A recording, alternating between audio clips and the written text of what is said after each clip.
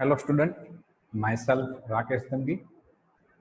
At present, I am teaching in Asivsa College of Commerce Management and Computer Education at Vadwan. Today, I am starting a video lecture for Standard BCom Sem 3, subject Income Tax Law and Practice 1, chapter Introduction. Here we are going to start chapter 1, Introduction.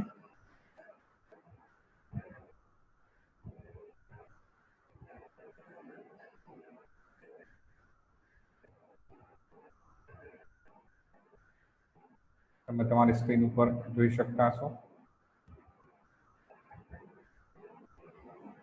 Income tax is a tax on the income of an individual or an entity.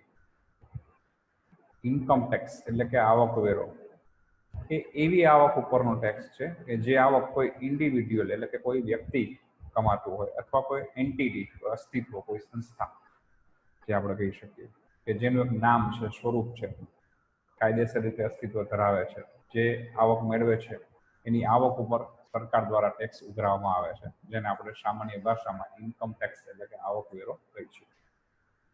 Income tax is a main revenue source of central and state government of India.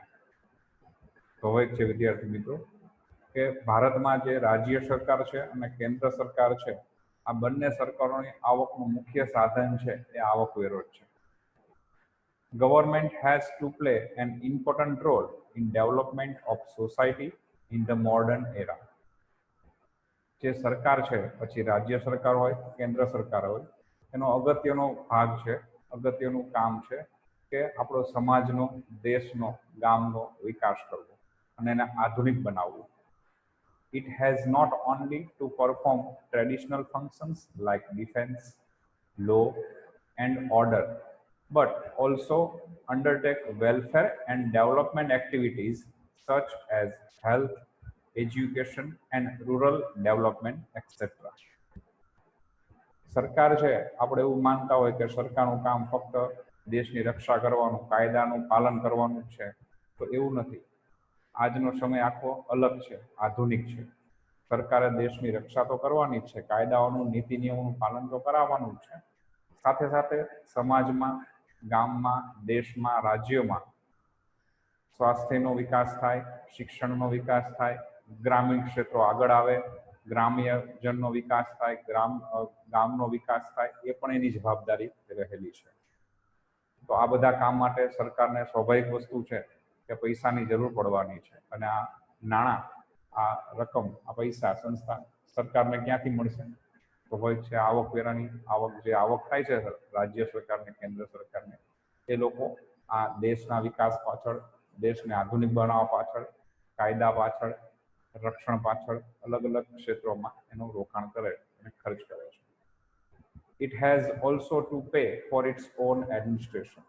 અને આ બધા કાયદાઓનું પાલન કરવા માટે, રક્ષા કરવા માટે, દેશની આધુનિકતા લાવવા માટે, શિક્ષણ લાવવા માટે, સ્વાસ્થ્ય લાવવા માટે સરકારને માણસોની જરૂર પડે છે. એટલે સરકારના પોતાના માણસો, આપણે જેને સરકારી કર્મચારીઓ કહીએ છીએ, બધા લોકો આ પાછળ રોકાયેલા હોય છે. તો આ બધા લોકોને કાર્ય કરવા બદલ સરકારને પૈસા ચૂકવવાની જરૂર પડતી હોય છે. તો આ બધા કાર્ય પાછળ જે લોકો રોકાયેલા છે એ લોકોને સરકાર પગાર ચૂકવે છે. તો સરકારનું પોતાનું એડમિનિસ્ટ્રેશન એટલે કે સંચાલન છે આ બધા પાછળ. All this function required huge public finance. હમણાં અમે તમને અભિહાલ જ વાત કરી કે આ બધું સંચાલન કરવા પાછળ ફક્ત મની ફાઇનાન્સ નથી રોકાયેલું, તો નાણાં આવી જાય એટલે પૂરું નથી થઈ જતું, પણ પબ્લિક ફાઇનાન્સ પણ જોતું હોય છે. માણસોનું પણ એટલું જ રોકાણ કરવું પડે છે, પૈસાનું પણ એટલું રોકાણ કરવું પડે છે. Taxes constitute the main source of public revenue, whereby government raises revenue for public spending. કરવેરા દ્વારા, વેરા દ્વારા સરકારને પબ્લિક પાસેથી આવક થાય છે, પબ્લિકને આવક થાય છે, એમાંથી સરકાર એના વેરા ઉઘરાવે છે અને એનું રોકાણ સરકાર લોકોની સુવિધા પાછળ ખર્ચતી હોય છે. Taxes have been broadly divided into two categories: direct and indirect taxes. સામાન્ય રીતે આપણે જોવા જઈએ, સીધું ને સાદું સમજવા જઈએ તો ટેક્સ છે એને આપણે બે વિભાગમાં વહેંચી શકીએ છીએ. એક ડાયરેક્ટ ટેક્સ એટલે કે સીધા વેરા, અને એક ઇનડાયરેક્ટ ટેક્સ એટલે કે પરોક્ષ વેરા.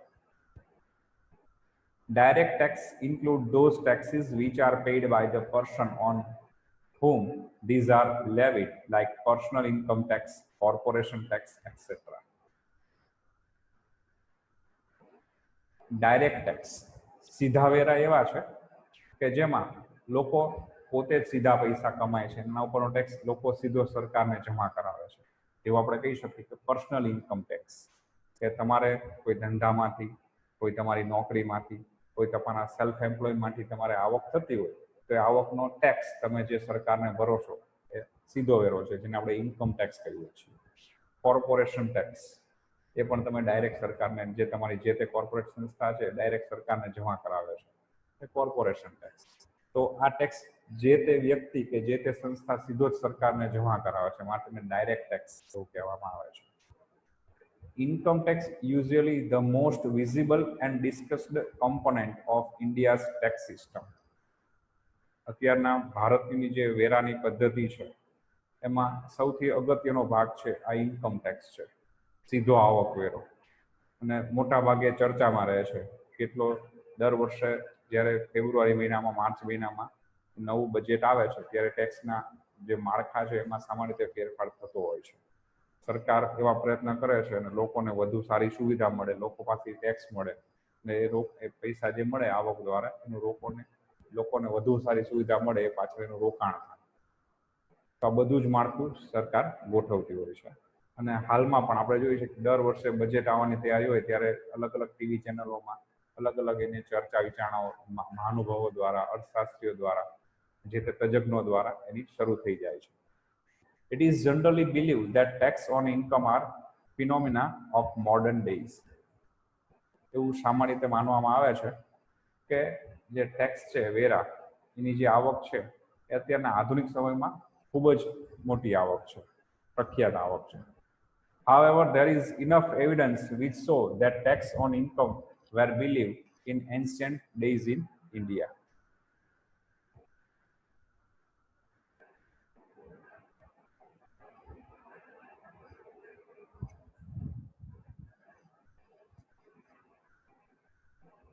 આપણી પાસે એવા પૂરતા પુરાવાઓ છે, સાધનો છે કે જેના ઉપરથી આપણે જાણી શકીએ કે ઇન્કમ ટેક્સ છે એ ટૂંક સમયમાં છેલ્લા 5, 10, 15, 20, 25 વર્ષમાં શરૂ થયેલી ઘટના નથી, શરૂ થયેલી બાબત નથી. અતિ પ્રાચીન વર્ષોથી, લગભગ કહેવાય છે કે મહાભારત, ચંદ્રગુપ્ત જે રાજા હતો, મહાભારત જે થઈ ગયું એ વખતના સમયથી આ આવકવેરાની પ્રથા ચાલતી આવે છે. તે વખતના સમયથી, રાજા મહારાજાઓનો જે સમય આપણે કહી શકીએ, એ વખતે પણ વેરો ઉઘરાવવામાં આવતો હતો. There are references in ancient scriptures like Manusmriti and Kautilya અર્થશાસ્ત્ર. એના ઉદાહરણો આપેલા છે કે આપણી પાસે જે મનુસ્મૃતિના જે પુસ્તકો છે અને આ કૌટિલ્ય અર્થશાસ્ત્રના જે પુસ્તકો લખેલા છે એમાં પણ વેરાનો ઉલ્લેખ એને દર્શાવેલો જ છે.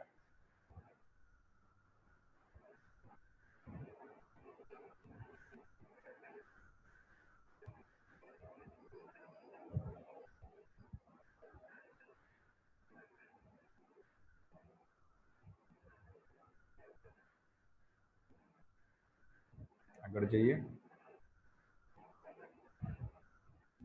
તમારા વિદ્યાર્થી મિત્રો જે શીખવાનું અગત્યનું છે એ છે income tax slab for the income year 2019-20, assessment year 2020-21.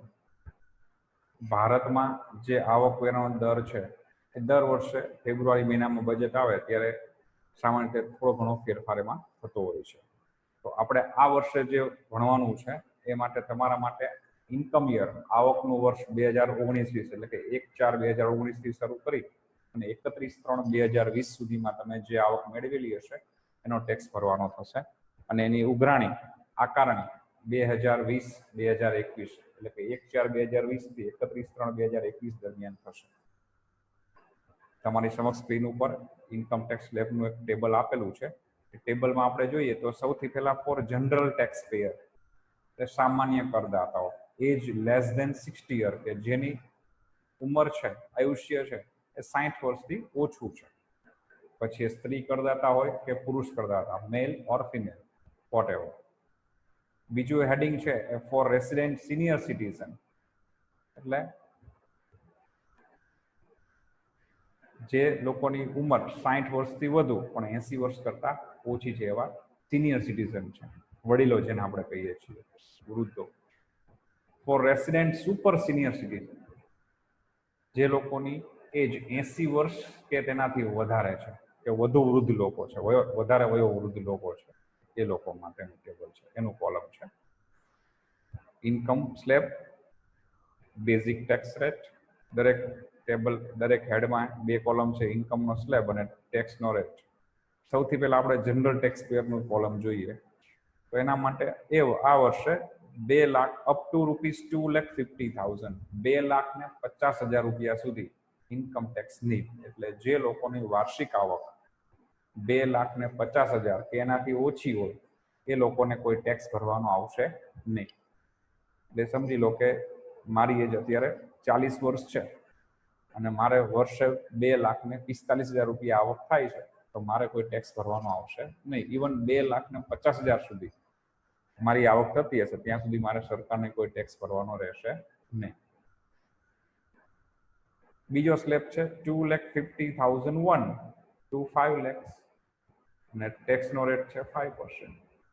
હવે જો મારી આવક મારી 2,50,000 થી વધારે થશે 5 લાખ સુધીમાં તો 2,50,000 સુધી મારે કોઈ ટેક્સ ભરવાનો નહીં થાય. પણ 2,50,000 થી શરૂ કરીને 5 લાખ દરમિયાન મારે જે કે આવક છે એના ઉપર મારે 5% લેખે ટેક્સ ભરવાનો થશે. ત્રીજો સ્લેબ છે 5,01,000 to 10 લાખ 5,01,000 થી 10 લાખ. જો મારી આવક 5 લાખ થી વધારે હોય પણ 10 લાખની અંદર હોય તો મારે પહેલા 2,50,000 ઉપર કોઈ ટેક્સ ભરવાનો નથી. પછી 2,50,000 થી શરૂ કરી અને 5 લાખની વચ્ચે મારી જેટલી આવક છે 5 લાખ સુધીની એમાં 5% ટેક્સ ભરવાનો છે. 5 લાખ થી શરૂ કરીને 10 લાખ સુધીની જે આવક થતી હશે એ સ્લેબમાં જેટલી આવક ગણાશે એના ઉપર મારે 20% ટેક્સ ભરવાનો થશે. Above 10 lakhs 30%. જો 10 લાખથી વધારે આવક હોય તો 10 લાખથી જેટલી વધારે આવક હશે એના ઉપર મારે 30% લેખે ટેક્સ ભરવાનો રહેશે.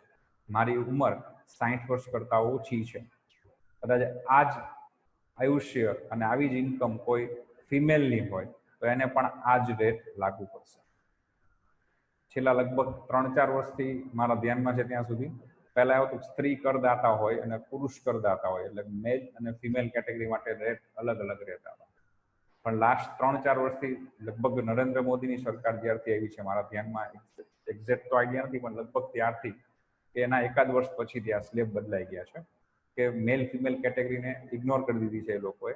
એની બદલે એજને કન્સિડર કરે છે કે બિલો 60 યર 60+ બટ અપ ટુ 80 અને 80+. એટલે કે general tax payer, senior citizen અને સુપર સિનિયર સિટીઝન. બીજો સ્લેબ છે સિનિયર સિટીઝન કે જે લોકોની એજ 60 વર્ષ થઈ ગઈ છે પણ 80 વર્ષ કરતા ઓછી છે તો એ લોકોને અપ ટુ ₹3 લાખ ની પહેલા 3 લાખ રૂપિયા સુધી કોઈ જ ટેક્સ એને ભરવાનો નથી.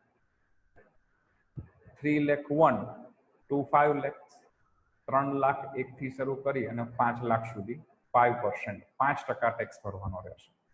દાખલા તરીકે મારી એજ 62 યર્સ છે, 62 વર્ષ મારી એજ છે તો મારી જો આવક 4,50,000 થતી હોય વર્ષે તો પહેલા 3 લાખ રૂપિયા ઉપર મારે કોઈ ટેક્સ ભરવાનો નથી. પણ 3 લાખ 1 થી શરૂ કરીને 5 લાખ સુધીમાં જેટલી રકમ મારી થતી હોય એના 5%. જો મારી આવક 4,50,000 હોય તો મારે પહેલા 3 લાખ ઉપર કોઈ જ ટેક્સ ભરવાનો નહીં રહે. પણ 3 લાખ 1 થી શરૂ કરીને 4,50,000 એટલે કે 1,50,000 ની રકમ થઈ એના ઉપર મારે 5% ટેક્સ ભરવાનો થશે. 5,01,000 to 10 lakhs 5 લાખ 1 થી શરૂ કરીને 10 લાખ એના ઉપર મારે 20% ભરવાના થશે અને એબવ 10 lakhs 30%. એટલે તમે જોઈ શકો પહેલો સ્લેબ છે જે જનરલ ટેક્સ પેયર માટે 2.5 લાખ ફ્રી હતા, એ સિનિયર સિટીઝન માટે 3 લાખ રૂપિયા ટેક્સ ફ્રી થઈ જાય છે.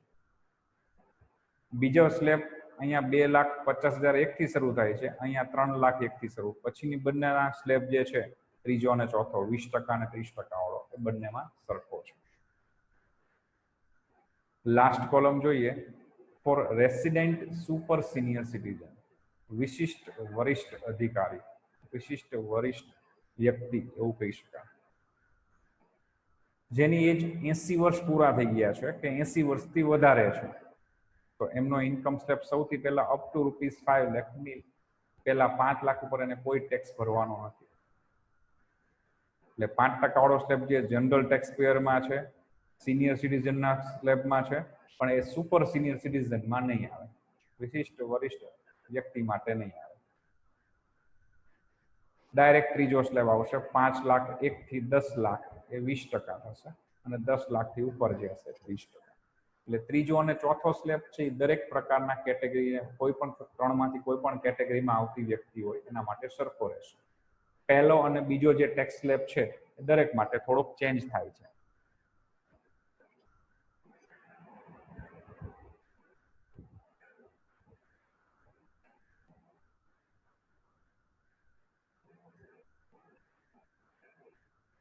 બીજા ઇમ્પોર્ટન્ટ પોઈન્ટ આપેલા છે, તમારે લખવું હોય તો જોઈ લેજો. 2-1 મિનિટ માટે રાખું છું સ્ક્રીન ઉપર. તમારી પાસે કોઈ બુક હશે તો બુકમાં પણ આપેલું હશે.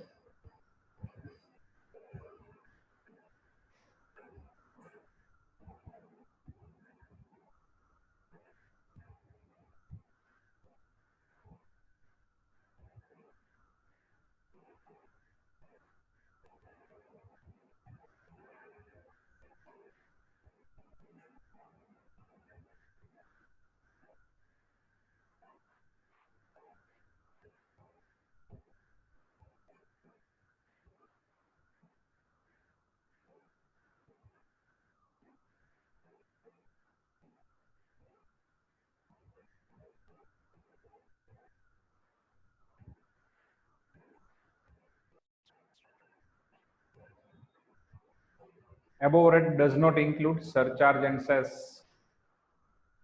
cess અને surcharge નો આમાં સમાવેશ નથી થતો. 10% surcharge is applicable on income tax if income exceed ₹50 lakh but up to ₹1 crore. કોઈ કરદાતાની આવક 50 લાખથી વધારે હશે પરંતુ 1 કરોડ સુધીની હશે તો એને સરચાર્જ લાગુ પડશે 10%. સરચાર્જ એટલે ટેક્સ ઉપર પણ ટેક્સ ભરવાનો થાય છે. આ જે ટેક્સ સ્લેબ છે એ પ્રમાણે ટેક્સ તો ભરવાનો જ એને આવક ઉપર, પ્લસ 50 લાખથી વધારે આવક છે તો એને સરચાર્જ પણ ભરવાનો થશે 10%. થર્ડ પોઈન્ટ છે 15% surcharge is applicable on income tax if income exceed ₹1 crore. જો કોઈ કરદાતાની આવક 1 કરોડ કે તેનાથી વધારે હોય તો એનો સરચાર્જનો દર 10% ને બદલે 15% થઈ જશે. એટલે કે એને ટેક્સ ઉપરાંત ટેક્સનો ટેક્સ સરચાર્જ 15% લાગશે. 4% health and education cess is applicable on the income tax and applicable surcharge. સૌથી પહેલા તમારો ટેક્સ ગણાશે, ટેક્સ પછી એના ઉપર સરચાર્જ ગણાશે જો લાગુ પડતો હશે તો. એટલે કે તમારી આવક 50 લાખથી વધારે કે 1 કરોડથી વધારે હશે તો અભિયાલ હમણાં જે આપણે જોયું કે 10% કે 15% સરચાર્જનો નિયમ છે એ પ્રમાણે લાગશે. ટેક્સ અને સરચાર્જ બંને ગણાઈ ગયા બાદ એના ઉપર હેલ્થ અને એજ્યુકેશન એટલે સ્વાસ્થ્ય અને શિક્ષણ વેરો લાગશે જે 4%નો દર છે. એટલે તમારો ટેક્સ અને સરચાર્જ થઈને જે રકમ થાય એના 4% તમારે હેલ્થ અને એજ્યુકેશન સેસના ચૂકવવાના થશે. કદાચ સરચાર્જ ન આવે તો પણ હેલ્થ અને એજ્યુકેશન સેસ તો ચૂકવવાનો થાય જ છે. એટલે સરચાર્જ આવે તો જ હેલ્થ અને એજ્યુકેશન સેસ આવે એવું જરૂરી નથી. નોર્મલ ટેક્સ પેયર હોય જેની આવક 50 લાખથી ઓછી છે એને સરચાર્જ નહીં ભરવો પડે, પણ હેલ્થ અને એજ્યુકેશન સેસ તો એને પણ ચૂકવવાનું થાય છે. Tax rate and slabs are remain same for male and female as per above. એ મેં તમને ટેક્સ સ્લેબ્સ સમજાવતી વખતે સમજાવેલું કે મેલ અને ફિમેલ એટલે સ્ત્રી અને પુરુષ કરદાતા માટે ટેક્સનો રેટ છે, ટેક્સના જે સ્લેબ છે એ સમાન છે. એટલે જે જનરલ ટેક્સ પેયરમાં આવે છે, સિનિયર સિટીઝનમાં આવે છે કે સુપર સિનિયર સિટીઝનમાં આવે છે, એમાં એજ પ્રમાણેના કેટેગરી છે, મેલ કે ફિમેલ પ્રમાણે કેટેગરી નથી, બધા માટે કોમન છે. Individual having total income below 5 lakhs are eligible for full tax rebate under section 87A. Maximum rupees 12,500. તો જે કરદાતાની આવક 5 લાખથી ઓછી છે એ લોકોને ટેક્સ રિબેટ એટલે કર રાહતનો લાભ મળશે, કર વળતરનો લાભ મળશે, પણ એના માટે એની આવક છે 5 લાખથી ઓછી હોવી જરૂરી છે. કેટલો રાહત મળશે? તો તમારી જે ટેક્સની રકમ થાય છે એ પૂરેપૂરી અને વધુમાં વધુ 12,500. એટલે તમારી આવક જો 5 લાખ હોય તો પેલા 2.5 લાખ રૂપિયા ફ્રી થાય, બીજા 2.5 લાખના 5% તમે ગણો તો 12,500 થાય. એટલે વધુમાં વધુ 12,500, એથી વધારે ફ્રી ન મળે. જેથી વધારે આવક હોય તો 5 લાખથી આવક ઉપર વધારે થઈ જશે, 5 લાખથી વધુ આવક હોય તો તમને 87A એટલે કે ટેક્સ રિબેટનો બેનિફિટ મળવા પાત્ર નથી, એના માટે તમે એલિજિબલ નથી એવું કહી શકાય. જે ટેક્સ પેયરની ઇન્કમ 5 લાખથી ઓછી હોય એને જ આ રિબેટનો બેનિફિટ મળે છે. Next, in the Union Budget 2019-20, a new surcharge on income tax of super rich individual has been levied. So, individuals earning 2019-20માં જે નવું બજેટ આવેલું છે એમાં સુપર રીચ એટલે ખૂબ જ શ્રીમંત વર્ગ જે છે, ખૂબ જ પૈસાદાર લોકો જે છે એના માટે સરચાર્જના સ્લેબ થોડાક ચેન્જીસ કર્યા છે. વ્યક્તિગત જે લોકો ખૂબ જ શ્રીમંત છે, જેને ખૂબ જ અઢળક આવકો થાય છે, એના માટેની વાત છે. જોઈએ શું છે. Between ₹2 crore and up to ₹5 crore, then 25% surcharge applicable. આપણે ઉપર હમણાં જોઈ ગયા કે જે ઇન્ડિવિડ્યુઅલ ટેક્સ પેયરની ઇન્કમ 50 લાખથી વધુ હોય એ સરચાર્જ માટે એપ્લિકેબલ થશે. એનો સરચાર્જ આવશે 10%, પણ એ વધુ 1 કરોડ સુધી જો એની આવક હોય તો. જો 1 કરોડથી વધુ આવક હોય તો એનો સરચાર્જનો દર ત્રીજા પોઈન્ટમાં તમે જુઓ છો, અત્યારે હું કર્સર મારું ત્યાં છે એ પ્રમાણે 15% થાય છે.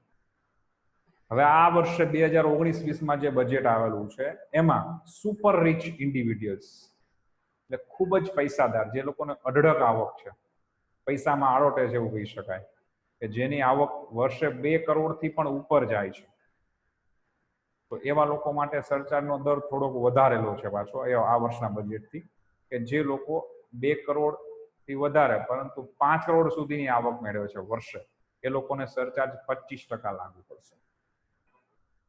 અને એમાં જ આગળ છે જે લોકો 5 કરોડથી પણ વધુ કમાય છે એ લોકોને 37% સરચાર્જ ચૂકવવાનો રહેશે. સરચાર્જ જે ડાયરેક્ટ ઇન્કમ ઉપર નથી ગણાતો, પણ ટેક્સ પ્લસ સેસ ગણાઈ ગયા પછી જે રકમ થાય છે એના ઉપર સરચાર્જ ગણાય છે. સરચાર્જ મતલબ ટેક્સનો પણ ટેક્સ, એટલે જે આવકવેરો ગણાય, ઇન્કમ ટેક્સ જે ગણાય એના ઉપર પાછો tax, that is a surcharge. તો આ 2 પોઈન્ટ જે છે એ આ વર્ષના લેટેસ્ટ તમારા માટે છે, ગયા વર્ષના વિદ્યાર્થી માટે લાગુ નહોતો પડતા. આ 2019-20ના બજેટમાં આવેલા મુદ્દા છે.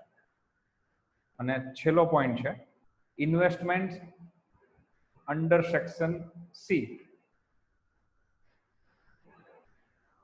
can be made up to the tune of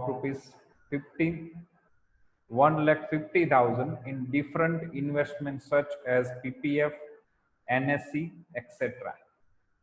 ATC તો આપણે જાણીએ જ છીએ.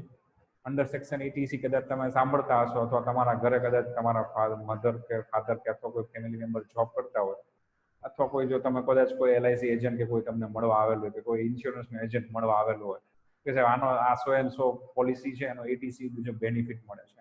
એક સરકારની જોગવાઈ છે, ટેક્સમાં રાહત માટેની જોગવાઈ છે, કલમ છે અંડર સેક્શન ATC, કે જે હેઠળ જે અમુક સરકારે હેઠળ જે રોકાણ તમે કરો છો એ તમારી આવકમાંથી તમને બાદ આપશે, એટલે એ તમારી આવકમાં નહીં ગણે, એટલે એટલો ટેક્સનો તમને રાહત મળશે, એટલો ટેક્સ તમારે ભરવાનો ઓછો થશે. તો ATC મુજબ 1,50,000 રૂપિયાનું ઇન્વેસ્ટમેન્ટ તમે વર્ષે કરી શકો છો, જેમાં PPF, public provident fund, NSC, national saving certificate et cetera વગેરેનો સમાવેશ થાય છે. પોસ્ટમાં છે, બેંકમાં છે, SBI માં અમુક સ્કીમો છે જેમાં ATC નો બેનિફિટ મળે છે. તમારી આવક 5 લાખ કે 6 લાખ થઈ ગઈ ફોર એક્ઝામ્પલ, તો તમે લાખ રૂપિયા કે 1.5 લાખ રૂપિયા સુધી રોકાણ આમાં ક્યાંય કરી દેશો અમુક એનું જે નિશ્ચિત સમય મર્યાદા છે 3 વર્ષ કે 5 વર્ષ એમાં, તો એટલી આવક તમારી જે તે વર્ષમાંથી ઓછી ગણાશે, બાકીની રકમ ઉપર તમારે ટેક્સ ભરવાનો થશે.